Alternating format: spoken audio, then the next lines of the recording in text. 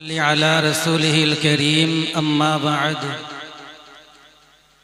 فأعوذ بالله من الشيطان الرجيم بسم الله الرحمن الرحيم وقال الله تعالى في القرآن المجيد والوزن يومئذ الحق وعن أنس رضي الله تعالى عنه قال جاء رجل من الأنصار إلى النبي صلى الله عليه وسلم ويسأله فقال رسول الله صلى الله عليه وسلم أما في بيتك شيء إلى آخر الحديث أو كما قال عليه الصلاة والسلام। সমস্ত প্রকার প্রশংসা জ্ঞাপন করছি সেই মহান প্রতিপালক আল্লাহ পাক রব্বুল আলামিনের প্রতি, যে মহান করুণাময়ী আল্লাহ পাক রব্বুল আলামিন এই গভীর রজনীতেও আমাদেরকে রাতের আরামের ঘুমটাকে আমাদের স্মৃতি থেকে ভুলিয়ে দিয়ে তানার দিনের জন্য আমাদেরকে একটি রাত উৎসর্গ করার সুযোগ করে দিয়েছেন। ওই রব্বুল আলামিনের শাহী দরবারে জানাই কৃতজ্ঞতা ও শুকরিয়া। সকল একটু আওয়াজ দিয়ে বলি আলহামদুলিল্লাহ। সবাই ঘুমাচ্ছেন না জেগে আছেন? জেগে আছেন? আল্লাহর প্রশংসাটা একটু জোরে হোক, সবাই মিলে বলেন। আওয়াজ হলো না, আরো জোরে বলুন আলহামদুলিল্লাহ। ঠিক আছে, আমি দু চারটি কথা বলবো, তবে জেগে থাকতে হবে। আল্লাহ তাআলার প্রশংসার পরে রাসূল আকরাম সাল্লাল্লাহু আলাইহি ওয়াসাল্লামের প্রতি জানাই অসংখ্য অগণিত দরুদ এবং সালাম। সকলে বলি সাল্লাল্লাহু আলাইহি ওয়াসাল্লাম। খাদিজাতুল কুবরা বালিকা মাদ্রাসা ও এতিমখানার 2 দিন ব্যাপী ঐতিহাসিক ইসালে সব মাহফিলের আজকে শেষ দিন। গতকাল এবং আজকেও বাদ আসরের পর থেকে আমি এই মাইকে ওঠার আগে পর্যন্ত একাধিক ওলামা হযরতদের কাছ থেকে অত্যন্ত গুরুত্বপূর্ণ আলোচনা আপনারা শুনেছেন আলহামদুলিল্লাহ। আমার পরপরই আরো ওলামা হযরতগণ আপনাদের কাছে মূল্যবান আলোচনা পেশ করবেন ইনশাআল্লাহ। বিশেষ করে অল ইন্ডিয়া সুন্নাতুল জামাত সংগঠনের জন্য একজন বলিষ্ঠ কণ্ঠ হযরত মাওলানা আব্দুর রাকিব সাহেব হুজুর, তিনি আছেন। আমার বড় ভাইয়ের মতো, আমি জানাকে বড় ভাইয়ের মতোই মান্যতা দিয়ে চলি। মুফতি রজব আলী সাহেব হুজুর, তিনিও আছেন, আপনাদেরকে নিয়ে কথা বলবেন। বাদ মাগরিব আমাদের সকলের সেরে তাজ মহামান্য মুফতি সাহেব হুজুর কেবলা কিছু আলোচনা রেখেছেন, জিকিরের মজলিস পরিচালনা করে গেছেন। আওলাদে মুজাদ্দিদে জামানের কিছু আলোচনা আপনারা শুনেছেন। মুফতি আব্দুল মাতিন সাহেব হুজুরের কাছ থেকেও বেশ কিছু গুরুত্বপূর্ণ আলোচনা শুনেছেন। আমি শুধু আপনাদেরকে একটা বিষয় স্মরণ করিয়ে দিই। আমাদের বিশ্বাস, আমার রব্বুল আলামিন আল্লাহ তাআলা বলেন ফামান ইয়ামাল মিসকালা যাররাতিন খায়রান ইয়ারাহ ওয়া মান ইয়ামাল মিসকালা যাররাতিন শাররান ইয়ারাহ। আল্লাহ তাআলার যে বান্দাটা এক জাররা পরিমাণ, এক অণু পরিমাণ ভালো কাজ করলো, সে তার ওই ভালো কাজের প্রতিদান পাবে। আবার যে এক বিন্দু পরিমাণ খারাপ কাজ করলো, তার প্রতিফল অবশ্যই সে ভোগ করবে। আমার রব্বুল আলামিন আল্লাহ পবিত্র কোরআনে সূরাতুল আরাফের 8 নম্বর আয়াতের শুরু অংশ আমি আপনাদেরকে তেলাওয়াত করে শুনিয়েছি। আমার আল্লাহ তাআলা বলেন ওয়াল ওয়াজনু ইয়াউমাইযিল হক। হাসরের ময়দানে কিয়ামতের মাঠে আমার আল্লাহ তাআলা আমাদের নেকি এবং বদি ওজন করবেন। আমার আল্লাহ মিজান স্থাপন করবেন, সেখানে আমাদের পাপ পুণ্য ওজন করা হবে। এটা সত্য। এটা কার কথা? ঘুমাচ্ছেন না জেগে আছেন? আল্লাহর কথা। কার কথা? আল্লাহর কথা। তো আমরা তো বিশ্বাস করি যত সময় আমরা এই পরিবেশটায় রয়েছে এটা একটা জান্নাতের বাগান, নাকি নয়? আমরা এখানে যত সময় পার করতে পারবো আমাদের জীবন গঠনমূলক কিছু আলোচনা শুনতে পারবো। যত সময় আমরা এখানে বসবো আমাদের মুখে যা কিছু উচ্চারিত হবে সেগুলো কোনো বাজে কথা নয়, দুনিয়াবি কোনো কথা নয়, আল্লাহর প্রশংসার কথা, নেকি অর্জন করার কথা। আল্লাহ তাসবিহ, সুবহানাল্লাহ, আলহামদুলিল্লাহ, আল্লাহু আকবার ইত্যাদি আমরা বলবো। তার ভিতর দিয়ে আমরা যতটুকু সঞ্চয় করব আজকের এই মজলিস থেকে, এগুলোও মিজানে উঠবে বলে আপনাদের মনে হয়? উঠবে বলে মনে হয়? তো ওই আশায় আমরা এখনো জেগে আছি। আমরা তো খেল তামাশার জন্য একটা রাত নষ্ট করি, আমরা আত্মীয়তা রক্ষা করার জন্য রাত নষ্ট করি, আমরা অনেক সময় শারীরিক চিকিৎসার জন্য হসপিটালে রুগী হয়ে রাত নষ্ট করি, অথবা কখনো পেশেন্ট পার্টি হয়ে রুগীদেরকে হসপিটালে অ্যাডমিশন করিয়ে বা কোনো নার্সিংহোমে অ্যাডমিশন করিয়ে বা কোনো ডাক্তারবাবুর কাছে ভর্তি করিয়ে আমরা বাইরে রাত্রে অপেক্ষা করি দুনিয়াতে সামান্য কয়েকদিন একটু সুস্থতা জীবন যাপন করার জন্য। কিন্তু আমার মৃত্যু পরবর্তী যে জিন্দেগিটা, ওই জায়গাটার জন্য আমাকে তো একটা রাত অবশ্যই দেওয়া দরকার। সেই বিষয়টাকে মাথায় রেখেই আমরা এখনো পর্যন্ত আলহামদুলিল্লাহ জেগে আছি। আল্লাহ তাআলার দিনের উদ্দেশ্যে আমাদের এই জায়গাটাকে কবুল করুন। আজকে রাত্র জাগরণটাকে আল্লাহ পাক আল্লাহ তাআলা আমাদের প্রত্যেকের জন্য নাজাতের ওসিলা বানিয়ে দিন। সকলে বলুন আল্লাহুম্মা আমিন। এই যে মাদ্রাসাগুলোতে আমরা যারা আসি আমাদের কয়েকটা উদ্দেশ্য আছে। এক নাম্বার উদ্দেশ্য, অবশ্যই আল্লাহর দ্বীন সম্পর্কে কিছু আলোচনা শুনবো, জীবনগুলো তৈরি করব, একটি।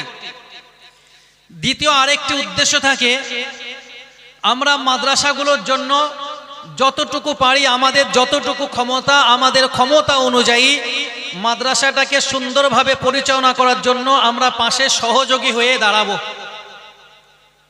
এটাই তো নাকি?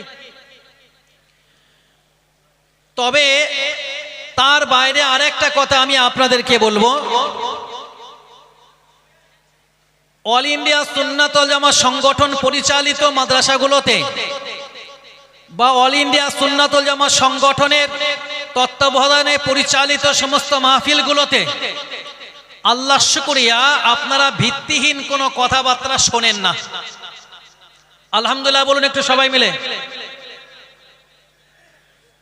অনেক ক্ষেত্রে দেখা যায় এই একটু আগে একটু পরেই, সামান্য কিছু সময় পরে আমরা আরেকটা কাজ করতে যাচ্ছি, যেগুলো সংগঠনের মাদ্রাসাগুলোর জন্য খুবই জরুরি। সেটা কি বলুন তো? আমাদের মাদ্রাসাগুলোতে কিছু জিনিসপত্র আসে, সেগুলো আমরা অকশনে বিক্রি করি তো নাকি করি না? ওগুলো এখনো সবগুলো বিক্রি হয়নি, এখনো কিছু বিক্রি করতে বাকি আছে। এগুলো বিক্রি হোক, আপনারা চান তো না চান না? আপনারা অকশন তুলবেন তো না তুলবেন না ইনশাআল্লাহ? নাকি কারো কথা শুনে আবার দূরে চলে যাবেন? এখন তো মুফতির ছড়াছড়ি নাকি, এমন এমন কিছু ফতোয়া দেয় যেগুলো শুনে মনে হয় যে কতটুকু পড়াশোনা করে এসেছে। আমরাও মাঝে মাঝে খুব লজ্জায় পড়ে যাই। ভাই, আমরা যখন পড়াশোনা করেছি আমরা জানি ইসলাম সমস্ত বিষয়ে জ্ঞান দেয়।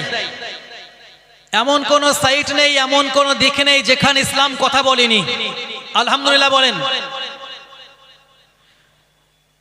বেচা কেনার অধ্যায় বলে হাদিস শরীফে একটা অধ্যায় আছে, একটা পর্ব আছে, যে অধ্যায়ে যে পর্বে বেচা কেনার শিক্ষা দেওয়া হয়, কিভাবে বিক্রি হবে, কিভাবে কেনা হবে, তার একটা শিক্ষা দেওয়া হয়। আলেম ওলামারা আছেন যারা হাদিস পড়ান অথবা যারা পড়ে এসেছেন তারা খুব ভালোই বলতে পারেন।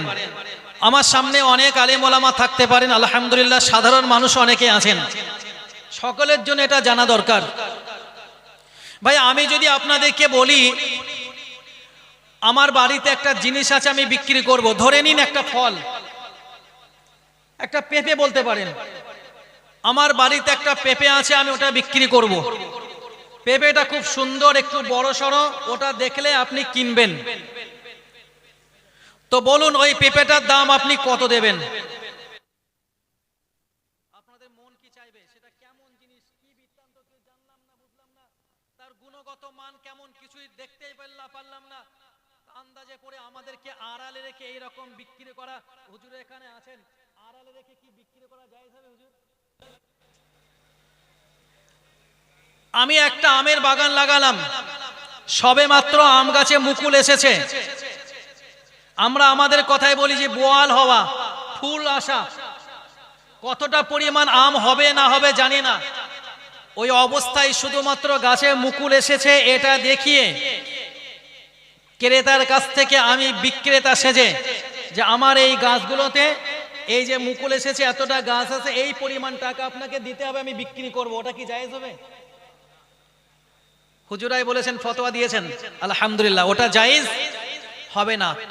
যে মাল বিক্রি হবে, যিনি মাল বিক্রি করবেন এবং যিনি মাল কিনবেন, উভয়ের মাঝখানে ওই মালটা চাক্ষুষ্মান হতে হবে। এই যে শেয়ারে কেনা বেচা কেন জায়েজ নেই, এখান থেকে আপনাকে বুঝতে হবে। আজকে রমরমিয়ে শেয়ার মার্কেট চলছে, অনেকেই শেয়ার মার্কেটে বেচা কেনা করছেন, এগুলো শরিয়াত বৈধ নয়। কারণ বেচা কেনা পূর্ণতা হবে আপনার মাল হস্তগত করার মাধ্যমে, এটাই বেচা কেনার পূর্ণতা। অল ইন্ডিয়া সুন্নাত ওলামা সংগঠন পরিচালিত মাদ্রাসাগুলোতে আমাদের সংগঠন প্রেমী মানুষেরা যে সমস্ত জিনিসপত্র আমাদের কাছে নিয়ে আসেন বিক্রি করার জন্য, তার একটা অর্থও তারা নিয়ে যান না। যেটাই নিয়ে আসেন মাদ্রাসা কর্তৃপক্ষ সেটাকে সাদরে গ্রহণ করেন, আপনাদের সামনে আমরা সেটা বিক্রি করি, আপনারা চড়া মূল্যে সেটা বিক্রি করেন। তার একটা অংশও যিনি আমাদের কাছে মালগুলো দিয়ে যান তারা কোনো দাবি রাখেন না, বরং পরিপূর্ণ মাদ্রাসা পাই। আমার কথাটা বুঝছেন আপনারা? তবে এই মালগুলোকে আমরা স্টেজে তুলে বিক্রি করি কেন? আপনি যে ক্রেতা, যে জিনিসটাকে আপনি কিনবেন, ওটা যদি আপনার চোখের সামনে না থাকে আপনি কিভাবে কিনবেন? এই বিষয়টাকে সামনে রেখে এক শ্রেণী মানুষের বক্তব্য এমনও আছে যে স্টেজগুলোতে ছাগল উঠছে, গরু উঠছে, মুরগি উঠছে, এবারে সৌর উঠবে। নাউজুবিল্লাহ বলেন, সবাই মিলে উচ্চ আওয়াজে নাউজুবিল্লাহ বলেন। ভাই শূকর বিক্রি করা ইমানদারদের জন্য জায়েজ না নাজায়েজ? আমাদের দেখে কি মনে হয় আমরা কি ইমানদার না বেঈমান? কথা বলেন। যারা বিক্রি করছেন এবং যারা কিনছেন, আমাদের ব্যাপারে আপনাদের কি মনে হয়? আল্লাহ মাফ করুন, এগুলো বলতে গিয়ে গায়ে লোম এমনি সোজা হয়ে যাচ্ছে। বলে কি? তার জবানে এটা আসে কিভাবে? আগে তো জানা উচিত ছিল শূকর বিক্রি করা জায়েজ না নাজায়েজ। কোনো হারাম মাল বিক্রি করা জায়েজ নেই, কোনো হারাম মাল ক্রয় করাও জায়েজ নেই। এটাকে বিশ্বাস করুন। যে জিনিস খাওয়া নিষিদ্ধ, যে জিনিস খাওয়া হারাম, সে জিনিসটা বিক্রি করাও হারাম। শূকর খাওয়া জায়েজ না নাজায়েজ? সবাই মিলে বলেন। তাহলে ওটা বিক্রি করা জায়েজ না নাজায়েজ? তাহলে এই যে বলছে যারা আলেম সম্প্রদায়েরা যে আজকে ওখানে গরু উঠেছে, ছাগল উঠেছে, দুদিন পরে শূকর উঠবে, নাউজুবিল্লাহ একটু চিল্লে বলুন সবাই মিলে। রুচি কোথায় চলে গেছে? কোন তলানিতে রুচি থেকে গেছে? এই একটা গোদা বাংলায় কথা বলে, হাউ গিলতে গিলতে বাউ গেলা। মানুষের মস্তিষ্ক যখন কাজ করে না, আল্লাহ রাসূল একটি হাদিসে বললেন, রুফিয়াল কালামু আনি সালাসা, আমার আল্লাহ তাআলা 3 শ্রেণী ব্যক্তি থেকে কলম উঠিয়ে নিয়েছেন। কত শ্রেণীর? 3 শ্রেণী ব্যক্তি থেকে আমার আল্লাহ কলম উঠিয়ে নিয়েছেন। এই কলম উঠিয়ে নেওয়ার মানে হলো এই 3 শ্রেণী ব্যক্তি দ্বারা যা কিছু সংগঠিত হয়, এই 3 শ্রেণী ব্যক্তি দ্বারা যে কাজগুলো হয় তার জন্য কোনো গোনা লেখা হয় না। সুবহানাল্লাহ বলুন। 1 নাম্বার, যে ব্যক্তিটা এখনো প্রাপ্ত বয়স্কর জায়গায় পৌঁছায়নি, গোলাম, শিশু, অপ্রাপ্ত বয়স্ক, যার উপরে এখনো শরিয়াতের হুকুম বর্তায়নি, তার দ্বারা যদি শরিয়াত বিরোধী কোনো কাজ হয় তাহলে তার জন্য কোনো গোনা লেখা হবে না। কথা বুঝছেন? 2 নাম্বার, যে ব্যক্তিটার হিতাহিত কোনো জ্ঞান নেই, যে ব্যক্তিটার রাত দিন সমান, কারে ভালো বলে কারে খারাপ বলে এই বুঝ যার ভিতরে নেই, আমরা যাদেরকে আমাদের কথাই বলি পাগল, পাগলের দ্বারা কোনো কিছু সংগঠিত হলে কোনো গোনা নেই। যদি সে প্রকৃত পাগল হয়, আমরা অনেক সময় কিছু কিছু পাগলদেরকে বলি যে এ পাগল সেজেছে, প্রকৃত পাগল না। কিন্তু প্রকৃত পাগলকে এখন একটু গরম অনুভব হচ্ছে, তারপরেও যে পাগলটার শরীরে অনেক বেশি পরিমাণে পোশাক আছে।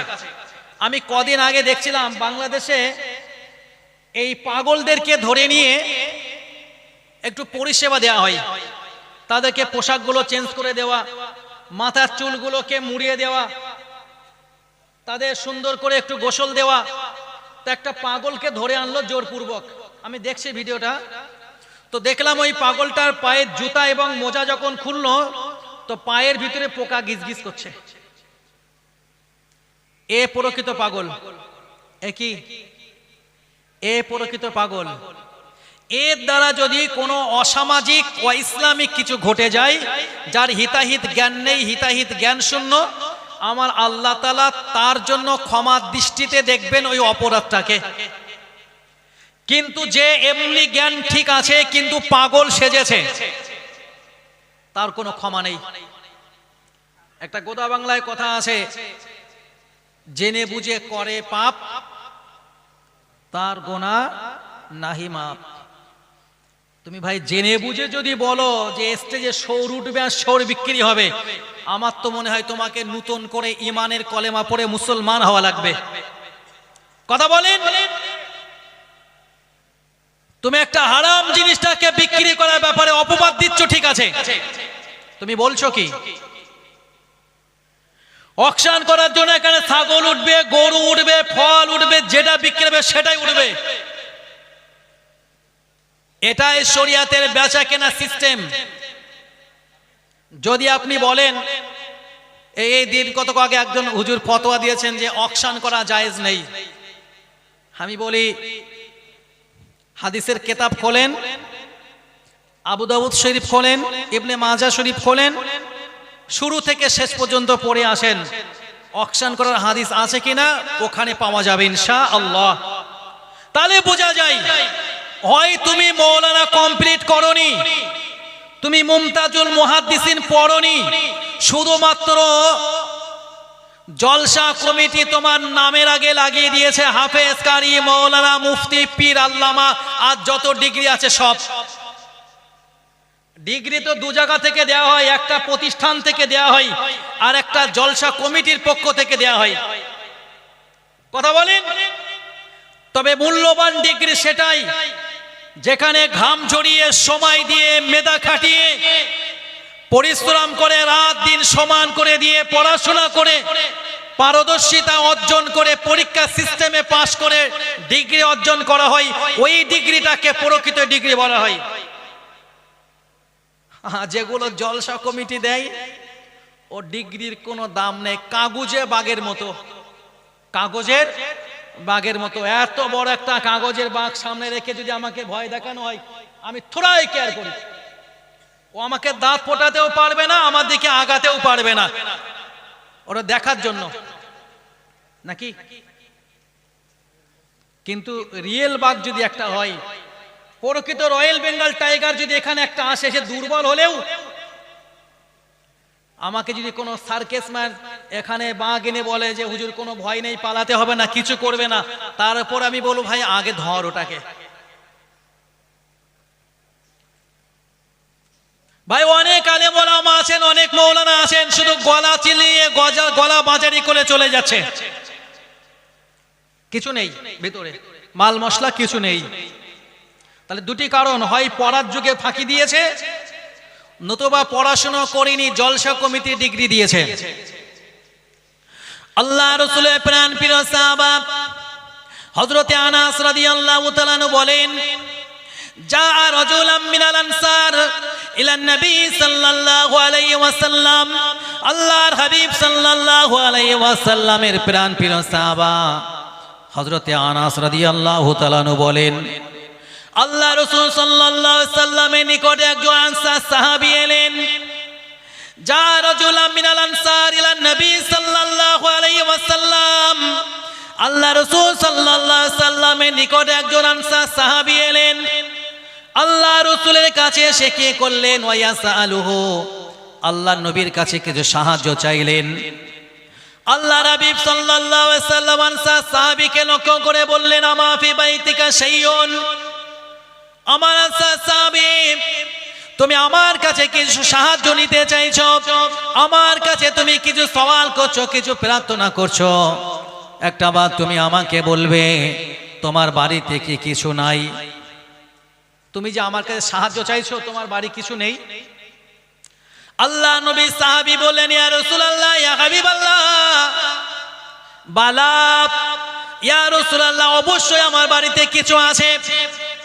এক নম্বরে হিলসুন, আমার বাড়িতে একটা কম্বল রয়েছে, একটা চাদর রয়েছে, ওই চাদরের কিছু অংশ আমরা বিছিয়ে দিই, আর কিছু অংশ আমরা গায়ে ব্যবহার করি, গায়ে দেওয়ার জন্য ব্যবহার করি। ওয়াকাবুন নাশরাবু ফীহি মিনাল মা, আর আমাদের একটা পানি পান করার জন্য পাত্র রয়েছে, এর বাইরে আমার জন্য আর কিছু নাই। সাহাবীর জন্য রয়েছে দুটো জিনিস, এক নাম্বার হলো একটা কম্বল বা একটা চাদর, যেটা সাহাবীটা কিছু অংশ গায়ে দেন আর কিছু অংশ বিছিয়ে দেন, আর রয়েছে পানি পান করার জন্য একটা পাত্র। আল্লাহ হাবিব সাল্লাল্লাহু আলাইহি সাল্লাম আনসার সাহাবীটাকে লক্ষ্য করে বললেন, আমার আনসার সাহাবী, যাও তুমি বাড়িতে ফিরে যাও, তুমি তোমার ওই বাড়ি থেকে তোমার যে দুটো জিনিস রয়েছে, একটা তোমার পানি পান করার জন্য একটা পাত্র আর একটা চাদর বা কম্বল, ওই দুটো জিনিস তুমি আমার কাছে নিয়ে আসো। আল্লাহর হাবিব সাল্লাল্লাহু আলাইহি সাল্লামের কাছে আনসার সাহাবী তার ওই প্রয়োজনীয় দুটো জিনিস এনে দিলেন। রাসূল জিনিস দুটোকে আনসার সাহাবীর কাছ থেকে নিলেন, নিয়ে কি করলেন, সাহাবীদের মাজলিসে আল্লাহ রাসূল বললেন, মাইয়াশতারি হাযাইন, এই মজলিসে কে আসো এই দুটো জিনিস ক্রয় করবে? সুবহানাল্লাহ বলুন, আর খুশি সবাই মিলে সুবহানাল্লাহ বলুন। আল্লাহ রাসূল বলেন, আমার সাহাবীরা মজলিস, আল্লাহ নবী বললেন, তোমরা কে আছো? আমার আনসার সাহাবীর দেওয়া এই চাদর অথবা কম্বল আর এই পেয়ালা, এই দুটো জিনিস আমি রাসূলুল্লাহ বিক্রি করব, কে আছো তোমরা এই দুটো জিনিসকে কিনবে? একজন ব্যক্তি বললেন, ইয়া রাসূলুল্লাহ, ইয়া হাবিবাল্লাহ, আখাযুহুমা বিদিরহামিন, ইয়া রাসূলুল্লাহ, আমি একটা দিরহামের বিনিময়ে এটা কিনতে রাজি আছি। আয় আল্লাহর হাবিব সাল্লাল্লাহু আলাইহি সাল্লাম, আপনি যদি এক দিরহামের বিনিময়ে এটাকে বিক্রি করেন, আমি ওই দুটো জিনিস একটা দিরহামের বিনিময়ে কিনবো। আল্লাহ রাসূল বললেন, আর কেউ আছো কি এর চাইতে অতিরিক্ত দিয়ে কিনবে? আর একজন ব্যক্তি বললেন, ইয়া রাসূলুল্লাহ, ইয়া হাবিবাল্লাহ, আমি অবশ্যই এই দুটো জিনিস 2 দিরহামের বিনিময়ে কিনবো। আল্লাহ রাসূল সাল্লাল্লাহু আলাইহি ওয়াসাল্লাম 2 দিরহামের বিনিময়ে আনসার সাহাবীর ওই জিনিস দুটোকে সাহাবীদের ওই সাহাবীটার কাছে বিক্রি করে দিলেন। খুশি হয়ে কি সুবহানাল্লাহ বলেন? তো রাসূল হাতে দুটো জিনিস ধরলেন, চাদর একটা,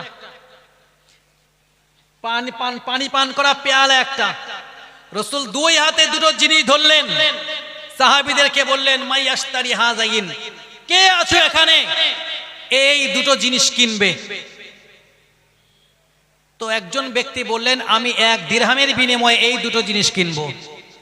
আর একজন বললেন, রাসূল বললেন, এর অতিরিক্ত দিয়ে কে নেবে? আর একজন বললেন, ইয়া রাসূলুল্লাহ, আমি 2 দিরহাম দিয়ে এটা কিনতে রাজি। আচ্ছা, আল্লাহ রাসূল সাল্লাল্লাহু আলাইহি সাল্লাম যদি বলেন আমি একটা পেয়ালা এবং একটা চাদর বিক্রি করব, রাসূলের কথা অবিশ্বাস করবেন এমন কেউ আছে? সবাই মিলে বলেন, এমন কোন মানুষ আছেন আল্লাহ রাসূলকে অবিশ্বাস করবেন? আল্লাহ রাসূলকে আল আমিন এই উপাধি তো রাসূল নবুয়ত পাওয়ার আগেই কুফারে কুরাইশরা দিয়েছিল। সুবহানাল্লাহ বলুন। রাসূল চির সত্যবাদী, রাসূল জীবনে কোনোদিন মিথ্যা বলেননি, রাসূল কখনোই তার জিন্দেগিতে কাউকে ঠকাননি। আল্লাহু আকবার বলুন। তো আর রাহমাতুল লিল আলামিন তিনি যদি ওই মজলিসে সাহাবীর কাছ থেকে দুটো জিনিস নিয়ে বলতেন, আমার কাছে দুটো জিনিস আছে, একটা পানি পান করা পাত্র আর আমার সাহাবীর ব্যবহার করার জন্য একটা চাদর, আমি ওই দুটো জিনিস বিক্রি করব, কে আছে এটা কিনবে?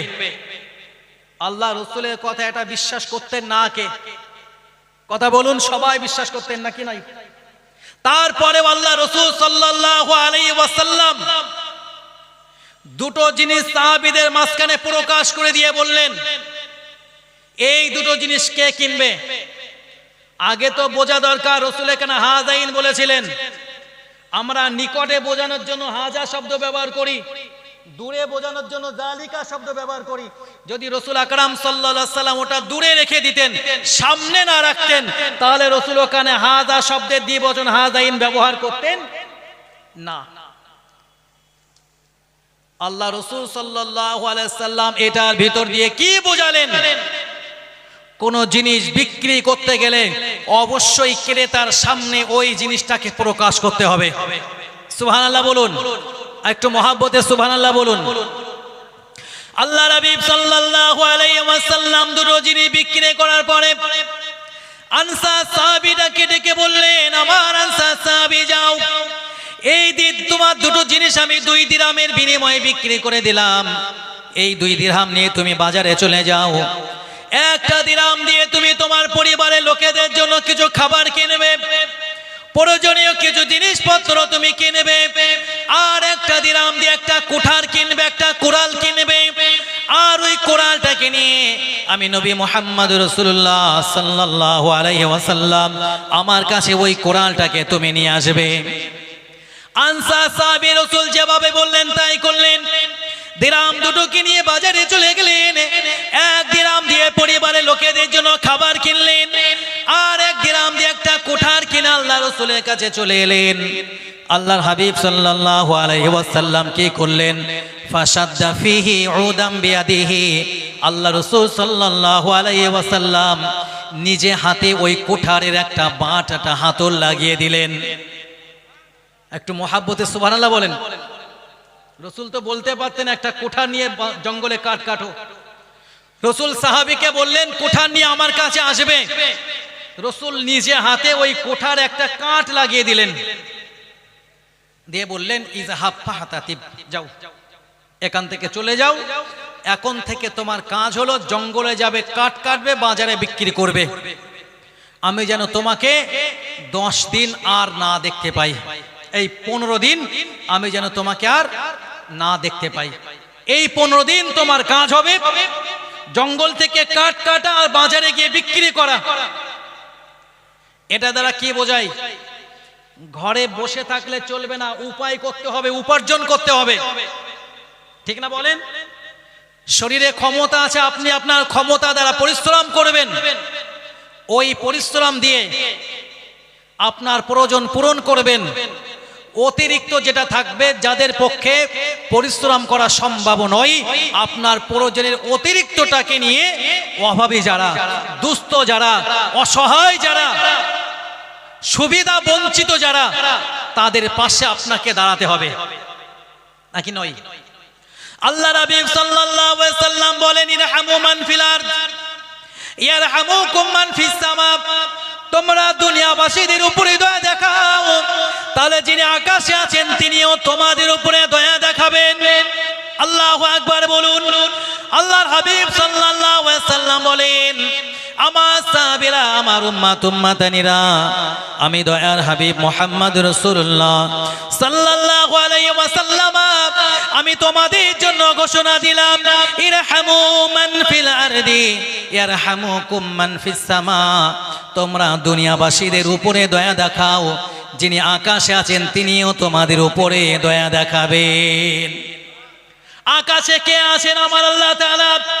যদি আমরা সুবিধা বঞ্চিত মানুষের পাশে দাঁড়াতে পারি, অসহায় মানুষের পাশে দাঁড়াতে পারি, বস্ত্রহীনদের পাশে দাঁড়াতে পারি, ক্ষুধার্ত মানুষের পাশে দাঁড়াতে পারি, অসুস্থ মানুষের পাশে চিকিৎসার জন্য দাঁড়াতে পারি, তাহলে আমার আল্লাহ পাক আল্লাহ তাআলা হাবিব জানান, আমার আল্লাহ পাক আল্লাহ তাআলা ওই ব্যক্তিটার জন্য, আমাদের জন্য আল্লাহ তাআলা তারা রহমত বর্ষণ করবেন। একটু মোহাব্বতে সুবহানাল্লাহ বলি। তো লোকটা চলে গেলেন, সাহাবী, আনসার সাহাবী চলে গেলেন। 15 দিন কাজ করলেন, জঙ্গলে যাওয়া, কাঠ কাটা, বাজারে বিক্রি করা। 15 দিন পর যখন রসুলের কাছে এলেন, তখন সাহাবীটা তার প্রয়োজন পূরণ করেও আরো 10 দিরহামের মালিক হয়ে গেলেন। একটু সবাই মিলে খুশি সুবহানাল্লাহ বলি। আল্লাহ রাসূল সাল্লাল্লাহু আলাইহি সাল্লাম সাহাবীকে লক্ষ্য করে বললেন, হাযা খায়রুল লাকা, এটাই হলো তোমার জন্য অতি উত্তম। সুবহানাল্লাহ বলুন। কি অপেক্ষা? ওই ভিক্ষা করা অপেক্ষা, ওই সাহায্য চাওয়া অপেক্ষা, অন্যের শরণাপন্ন হওয়া অপেক্ষা তোমার ক্ষমতা আছে, তোমার তাকত আছে, তুমি তোমার শ্রম দেবে, সময় দেবে, কষ্ট করবে, তোমার ক্ষমতাটাকে কাজে লাগিয়ে নিচে হাতে রুজি অর্জন করবে, রুজি জোগাড় করবে, এটা ভিক্ষা করা অপেক্ষা তোমার জন্য উত্তম। একটু খুশি সুবহানাল্লাহ বলেন। তাহলে ভিক্ষা করা অপেক্ষা পরিশ্রম করা উত্তম।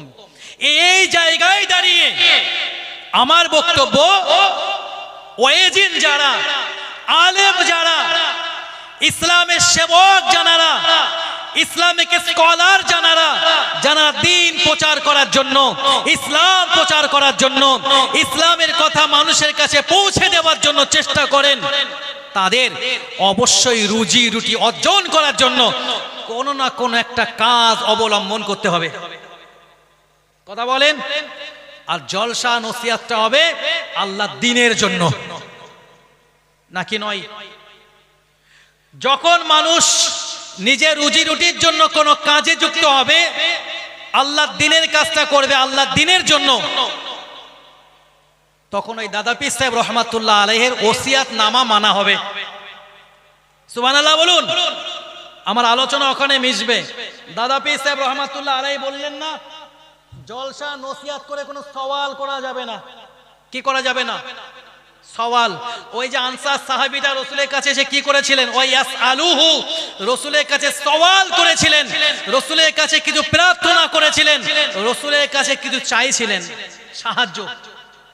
দাদা পীর সাহেব রহমাতুল্লাহ আলাইহি বললেন, দ্বীনের প্রচারক জানারা হবেন, ইসলামিক স্কলার জানারা হবেন, তারা সওয়াল করবে না। কি করবে না? সওয়াল করবে না। সওয়াল করা মানে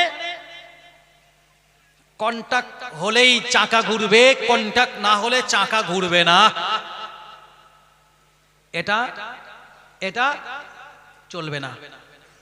যে এই কাজটার সঙ্গে যুক্ত আমরা তাদের সঙ্গে আছি। সবাই মিলে একটু বলেন তো, নইলে দোষটা একা আমার ঘাড়ে যাবে। আমরা দাদা পীর সাহেব রহমাতুল্লাহ আলাইহির সিলসিলায় অনুসারিত না নই। সেই পীরজাদা আসিম বিল্লাহ সিদ্দিকী সাহেব হুজুর আপনাদেরকে শুনিয়ে গেছেন। বসিরহাটের বড় মাওলানা আল্লামা রুহুল আমিন রহমাতুল্লাহ আলাইহি, যে আল্লামা রুহুল আমিন রহমাতুল্লাহ আলাইহি ব্যাপারে দাদা পীর সাহেব রহমাতুল্লাহ আলাইহির নিজের ঘোষণা, দাদা পীর সাহেব রহমাতুল্লাহ আলাইহি নিজের ঘোষণা, আমার আল্লাহ পাক আল্লাহ তাআলা আমার খানদানে ইলমে লাদুন নিদান করেছেন। সুবহানাল্লাহ বলুন। আমি আমার ওই ইলমে লাদুনিটাকে বসিরহাটের বড় মাওলানা আল্লামা রুহুল আমিন রহমাতুল্লাহ আলাইহিকে দিয়ে দিলাম।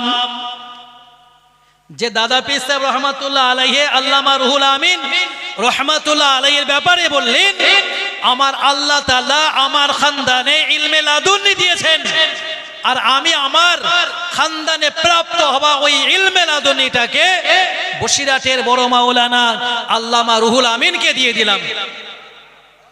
তো আল্লামা রুহুল আমিন রহমাতুল্লাহ আলাইহি দাদা পীর সাহেব রহমাতুল্লাহ আলাইহির কে কিভাবে তারা শিষ্য হলেন, কিভাবে দাদা পীর সাহেব রহমাতুল্লাহ আলাইহির শিষ্য বনে গেলেন, খলিফা হলেন, এই বিষয়টা আওলাদে মুজাদ্দিদে জামানের নিজের জবানে আপনারা শুনেছেন না? চোখ বন্ধ করে না চোখ খুলে,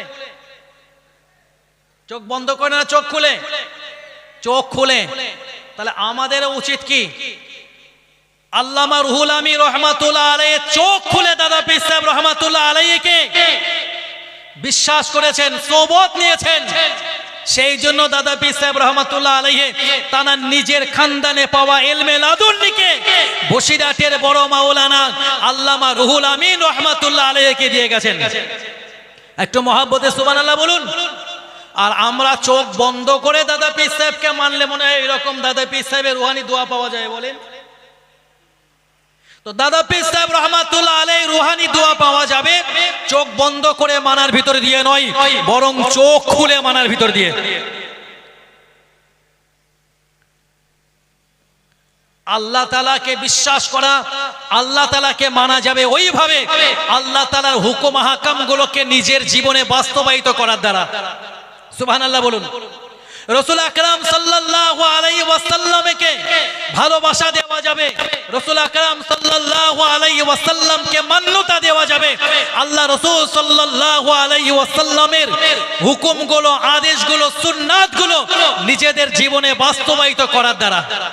আল্লাহু আকবার বলুন।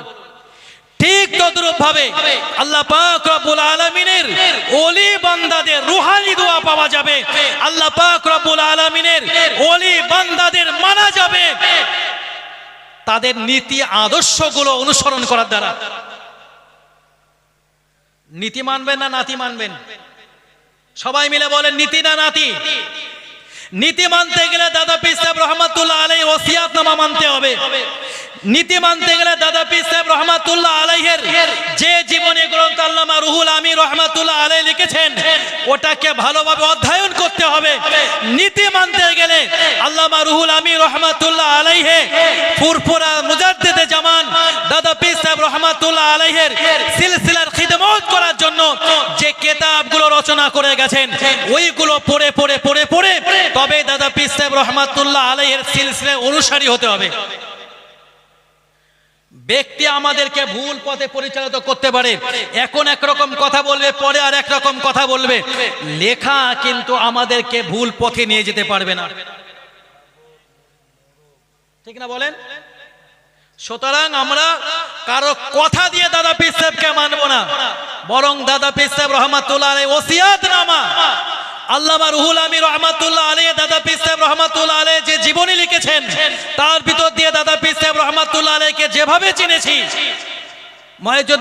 মঈজউদ্দিন হামিদি সাহেব হুজুর, আব্দুল আজিজ কনকপুরী সাহেব হুজুর, আবু জাফর সিদ্দিকী মিজলা হুজুর রহমাতুল্লাহ আলাইহি, আল্লামা রুহুল আমিন রহমাতুল্লাহ আলাইহি হুজুরগণেরা ফুরফুরা শরীফের নির্ভেজাল খাঁটি সুন্নাত তরিকা অনুযায়ী যে সিলসিলাকে আমাদেরকে অনুসরণ করার জন্য বলে গেছেন আমরা এই অনুসারী হব ওই সমস্ত কিতাবগুলো পড়ে।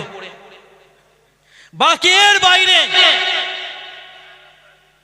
বিগত দিনে আমাদেরকে যেমন দাদা পীর সাহেব রহমাতুল্লাহ আলাইহির নীতি আদর্শের বাইরে যারা চলেছেন তাদের সঙ্গে যেমন আমাদের কোনো প্রকার সম্পর্ক ছিল না, আজকেও নেই, ভবিষ্যতেও থাকবে না,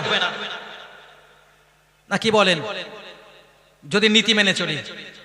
আল্লাহ পাক রব্বুল আলামিন আমাদেরকে সহি বুঝদান করেন, সকলে বলে আল্লাহুম্মা আমিন। অকশান করার বিষয়টা আমরা জেনেছি তো নাকি? হাদিস দ্বারা স্বীকৃত তো নাকি? ইনশাআল্লাহ যতটুকু করতে পারবো সবগুলো মিজানে উঠবে। আমরা এটা কি বিক্রি হবে ভাই? আলহামদুলিল্লাহ, একটা তরমুজ বিক্রি হবে। আমার কাছে দেন ভাই,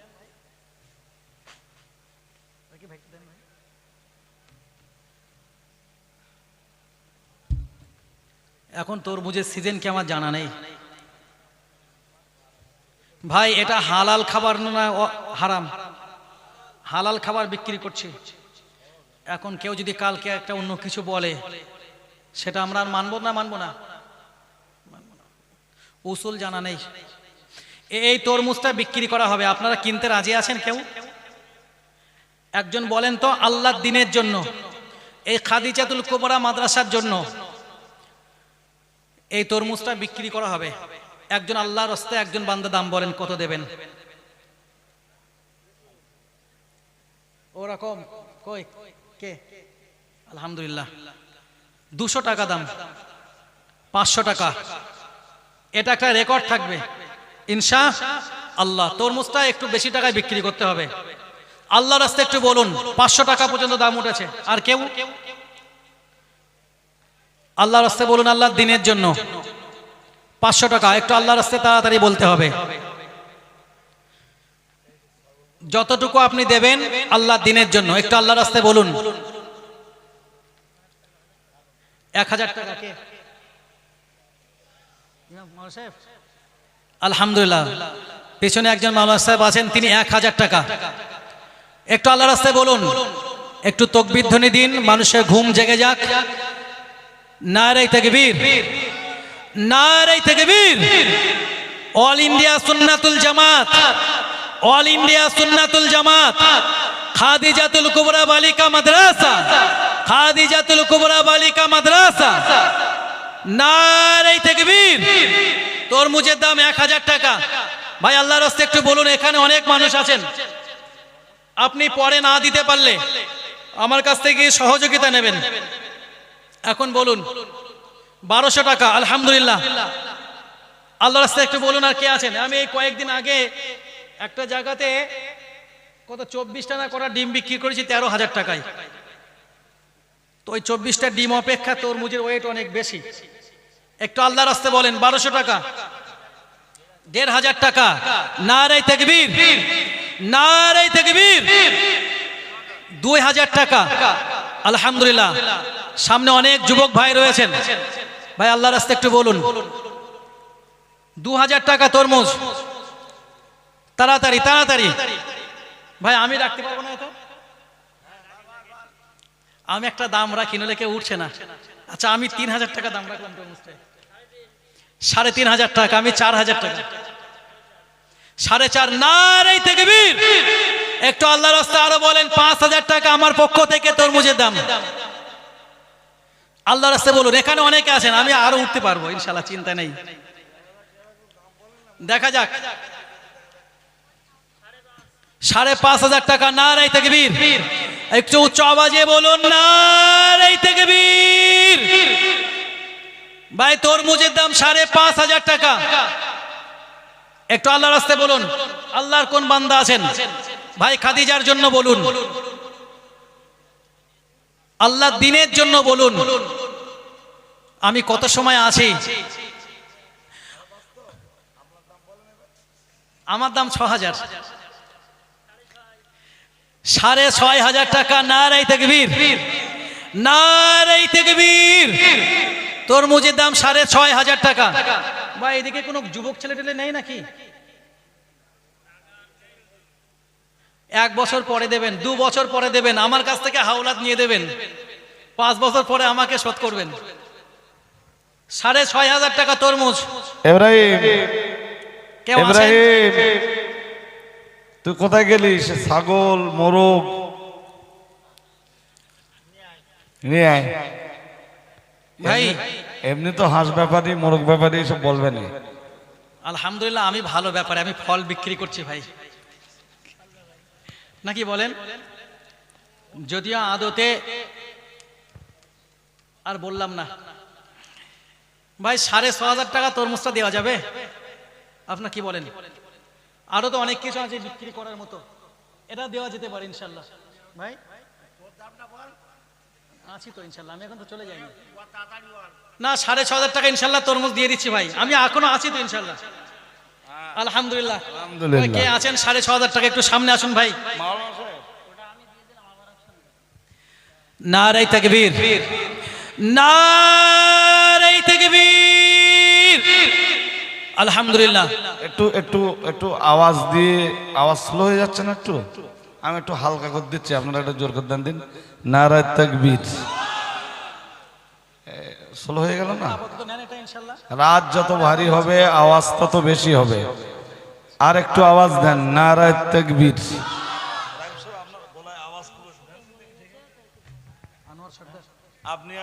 আল্লাহর একজন বান্দা আনোয়ার সর্দার ইন্তেকাল করেছেন, তানা রুহের মাগফিরাতের জন্য 1000 টাকা আল্লাহ দানকে কবুল করুন। আল্লাহ এই দানের ওসিলায় যে নিয়াত করেছেন দাতা, আল্লাহ তানার উদ্দেশ্যকে পুরা করুন। সকলে বলে আল্লাহুম্মা আমিন। তাকবীর দেন, নারায়ে তাকবীর। সকলে উচ্চ আওয়াজে তাকবীর দেন, নারায়ে তাকবীর। আল্লামা রুহুল আমিন রহমাতুল্লাহ আলাইহির স্মৃতি খাদিজাতুল কুবরা বালিকা এতিমখানা ও মাদ্রাসার বাৎসরিক মহান ঐতিহাসিক ইসালে সওয়াব নারায়ে তাকবীর সিলসিলায়ে মুজাদ্দিদুজ জামান অল ইন্ডিয়া সুন্নাতুল জামাআত নারায়ে তাকবীর। ইব্রাহিম কোথায়? ইব্রাহিম আলহামদুলিল্লাহ। ছাগলগুলো কোথায়? আল্লাহু আকবার।